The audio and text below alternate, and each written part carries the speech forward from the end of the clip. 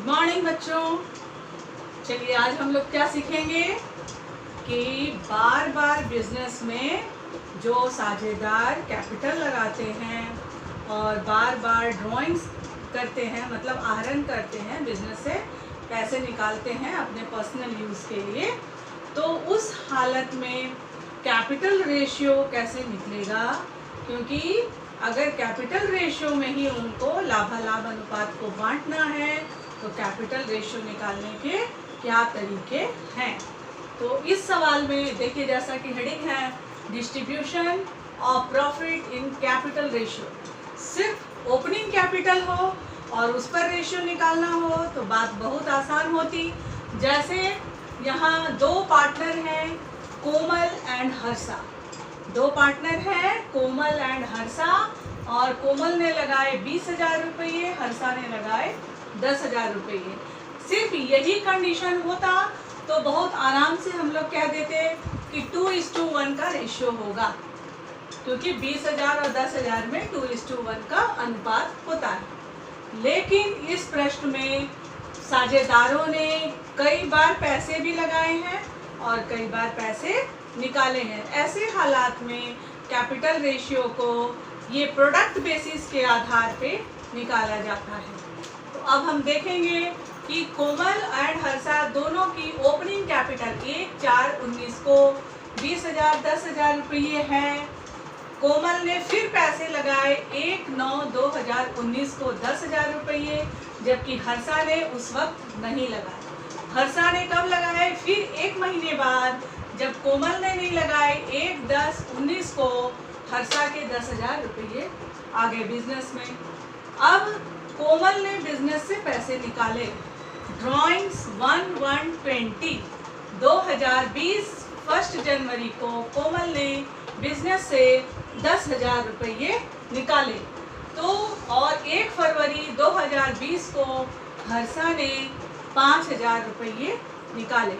तो इस तरह से कई बार पैसे दिए भी गए और निकाले भी गए। तो किस आधार पर कैपिटल रेशियो बनेगा और वर्ष के अंत में जब प्रॉफिट होगा तो उस प्रॉफिट को कैपिटल रेशियो में कैसे बांटेंगे, हम यहाँ उसकी चर्चा करेंगे। बहुत आसान है। यहाँ क्वेश्चन में लिखा है prepare PL appropriation account profit earn 45,000 distribute their capital ratio. तो उनके कैपिटल रेशियो को कैसे बनाना है ये चीज़ देखना है। तो अभी इसको यही रहने दिया जाए। सबसे पहले तो हम ये देखेंगे कि जितना पैसा आया वो पैसा बिजनेस में कितने महीने तक था, क्योंकि ये 1 साल का हम लेखा जोखा करते हैं तो हम महीनों में हिसाब करते हैं।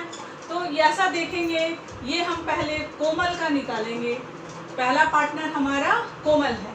तो 1/4/2019 को 20,000 रुपये कोमल ने लगाए, और फिर 1/9/2019 को कोमल ने 10,000 रुपये लगाए। कहने का मतलब वही 20,000 रुपये में 10,000 अगर जोड़ दिया जाए तो 1/9/2019 से कोमल का कैपिटल 30,000 रुपया माना जाएगा। और फिर जब कोमल ने 1/1/2020 को 10,000 रुपये निकाल लिए तो 30,000 में से जब 10,000 घट जाएगा तो कोमल का बाकी बचा 20,000 रुपये। अब सवाल ये उठता है कि उसने जो भी पैसे लगाए वो पैसे कितने कितने महीने बिजनेस में थे। तो ये 20,000 रुपये तो 1 अप्रैल को लगाए थे और ये 1/9 मतलब कि अगस्त महीने में 1 सितंबर को। तो ये 20,000 रुपये कितने से कितने दिन रह गए? अप्रैल से लेकर के 31 अगस्त तक। तो हम काउंट करेंगे, अप्रैल से अगस्त तक 5 मंथ्स होते हैं। ये 5 मंथ से हम इसको गुना कर देंगे। 5 मंथ से इसको गुना करने पे आया 1 लाख। ठीक हम नीचे वाला भी वैसे ही करेंगे। अब बिजनेस में उसके कितने हैं? 30,000 रुपये। 30,000 रुपये बिजनेस में कितने दिन रहे? क्योंकि इसने 1 जनवरी को 10,000 रुपये निकाल लिए थे। तो हम काउंट करेंगे सितंबर अक्टूबर नवंबर दिसंबर 4 महीना। तो सितंबर अक्टूबर नवंबर दिसंबर 4 महीने के लिए 30,000 गुना 4 तो हो जाएगा 1,20,000 रुपये। अब 30,000 में से जब 10,000 उसने आहरण कर लिए तो 20,000 रुपये बचे। वो बिजनेस में कितने दिन रहे, क्योंकि बिजनेस क्लोज कब होगा, 31 मार्च 2020 को। तो जनवरी, फरवरी, मार्च 3 महीने रह गया ये 20,000 रुपये। 20,000 गुने 3 तो ये हो गए 60,000 रुपये। यानी कि अब यहाँ में ऐसा देखना होगा कि ये टोटल पैसे हो गए 2,80,000 रुपये उसके बिजनेस में थे। हालांकि बिजनेस में ये 20,000 रुपये है, लेकिन प्रोडक्ट बेसिस पे रेशियो निकालने के लिए, अनुपात निकालने के लिए इस विधि का प्रयोग किया जाता है। तो इसका हो गया कोमल का 2,80,000 रुपये। वैसे ही हर्षा का भी करेंगे। ओपनिंग कैपिटल हर्षा का है 10,000 रुपये। कितने दिन तक बिजनेस में 10,000 रुपये रहे, क्योंकि इसने फिर 10,000 रुपये लगाए, 1/10 यानी कि 30/9/2019 तक, यानी कि सितंबर महीने तक। अप्रैल से लेके सितंबर महीना हुआ 6, और 10,000 को 6 से जब गुना करेंगे तो हो जाएगा 60,000 रुपये।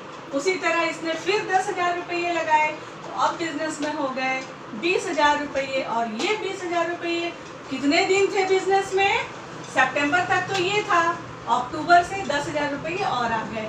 तो अक्टूबर, नवंबर, दिसंबर, जनवरी, क्योंकि इसने कब निकाले हैं, फरवरी में पैसे निकाले हैं, यानी कि ये दोनों पैसे जो हैं ये जनवरी तक बिजनेस में थे। तो जनवरी तक थे तो मतलब अक्टूबर, नवंबर, दिसंबर, जनवरी 4 महीने के लिए 20,000 पर इसको मिलेंगे 80,000 रुपये मल्टीप्लाई करने पे। उसके बाद ये 1 फरवरी को 5,000 रुपये निकाल लेते हैं। तो 20,000 में से 5,000 गया, तो अब इसका कैपिटल कितना है बिजनेस में, 15,000 रुपया है, जो 31 मार्च तक काउंट होगा।